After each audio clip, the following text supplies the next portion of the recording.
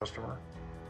They all know her, but she's in there so much, they can't tell you what night she was in there. So it's very, very difficult to put her in a particular place, even though we know where she goes. Interviews with Lourdes' neighbors further deepen the mystery surrounding her life. The neighbors are aware that this woman comes and goes all the time. She's often wearing high heels and short skirts, fully made up, and so on. They think that she just is a very busy lady. They don't seem to know much about her, but they know that she comes and goes at odd times. The media picks up on the investigation. They dub the unknown assailant the pantyhose strangler. Whenever there is something that involves sex or maybe affairs, then it does become more juicy for the media and just for the public to find out. The public becomes more interested because there are these torrid sort of details that start coming out. There's more to this murder than just sex. Lourdes has been living a secret life and met someone who wanted her dead. I intend to find out what that secret is.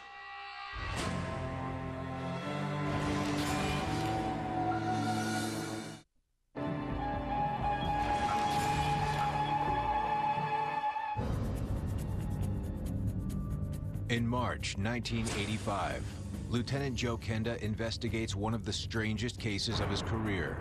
Someone murdered 31-year-old Lourdes Riddle and then tried to make it look like she died in a car accident. But why? Did it have to do with her husband Mark's work at a secret military base? Or was her death tied to her secrets? I'm thinking this still is a personal crime. It's not a sex crime. It's a personal crime.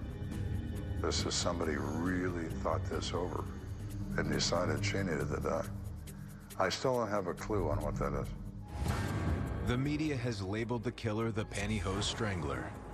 News coverage has led to a promising tip from a newspaper delivery woman. She said that she was driving her newspaper vehicle out in that area on that morning, the morning that Lourdes Riddle was found, and she sees a black male, African-American male, across Fountain Boulevard. She was so startled by him appearing, she almost hit him with a car. Had to stop her car to keep from hitting him. He looked at her and then continued to run off. She thought he was very large, 6'6" to 6'8". Other than that, she couldn't tell us anything. The witness saw this man less than a block from where Lourdes' body was discovered. We did immediately go to Lourdes' friends and say, hey, is there any possibility that Lourdes would have dated an African-American? Absolutely not. She would not do that. If she dates anyone, he has to be from the Philippine Islands, or she would not talk to him. So it eliminates an African-American from her dating. If the person seen leaving the crime scene doesn't date Lourdes, then just what is their connection? If there's a connection at all. Who's this guy? This witness says he's connected to the car, but her friends say he's not connected to her. So we need more information. Investigators contact Lourdes' mother for any information about her boyfriends. And they get a surprise. She tells detectives that her daughter had recently received threats against her life. When they pressed Lourdes Riddle's mother for details, do you have any names of who might have threatened your daughter? The mother didn't know or couldn't remember names, just knew that her daughter was frightened and felt that she'd been threatened by more than one person. My thought the minute I got that information was, what is Lourdes Riddle doing that would have caused more than one person to want to threaten her?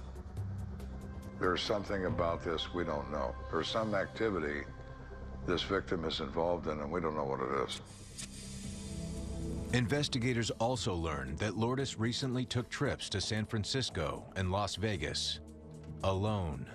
When we examined Lourdes' phone records, we found phone numbers of friends and associates in San Francisco. There were no numbers of any associates in Las Vegas.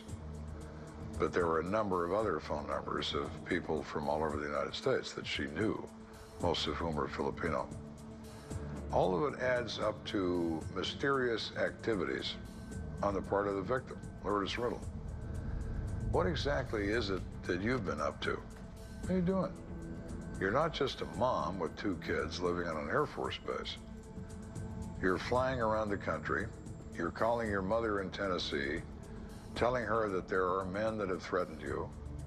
Your husband says you date other men, but you're trying to give this up or willing or to stop doing this.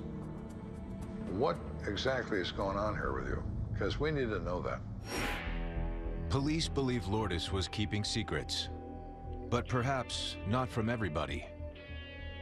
Detectives turn their attention to the nightclubs that she frequented. Bar people have a habit. Their habit is that they're pretty good at deciding who's with who and what people are up to and what's going on. So there's always a source of rumors in bars, and there's always an element of truth to those rumors. So my investigators find at the Enlisted Men's Club at Fort Carson particularly, rumors that Lourdes has some kind of thing going with these people. They don't think it's legal. They think she might be extorting money from some of these individuals. Not sure how, not sure what. Vague rumors.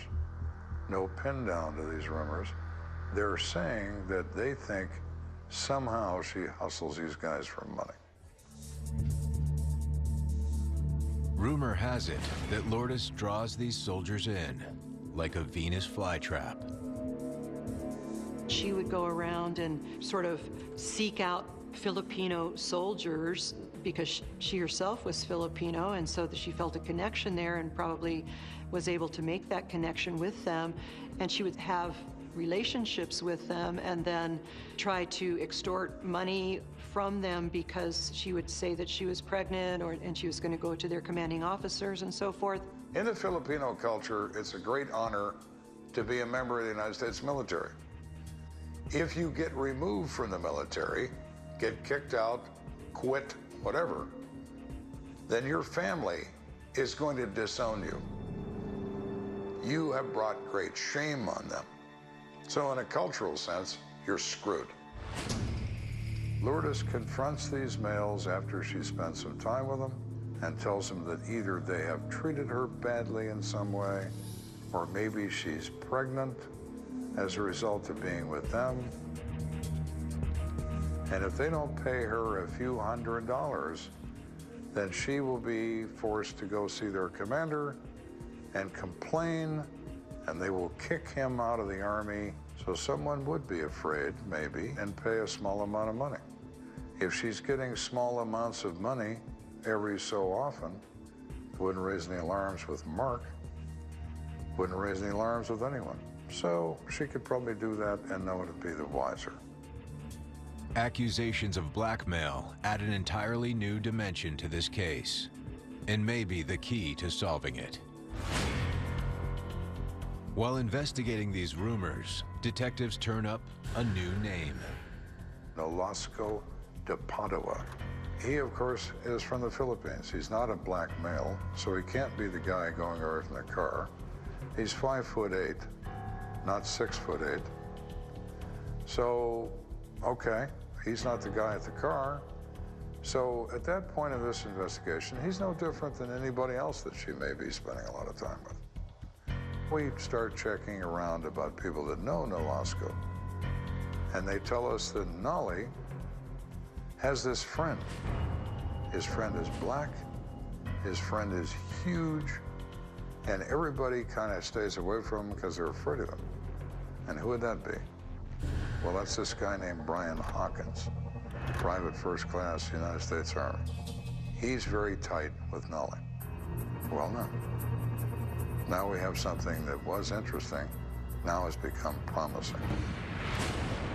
The ongoing investigation continues to draw interest from the media.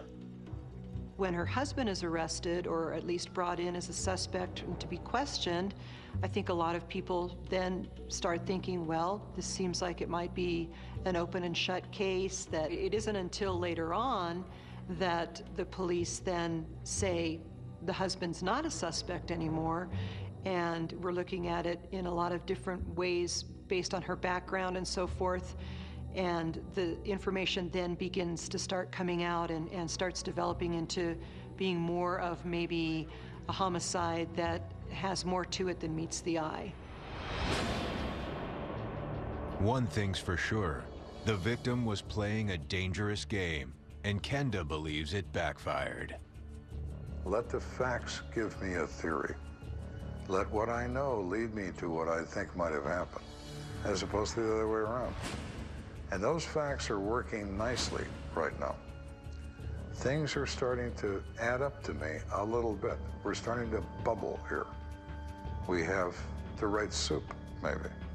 Somewhere in that circle of friends, or somewhere in that circle of mystery, somebody killed her.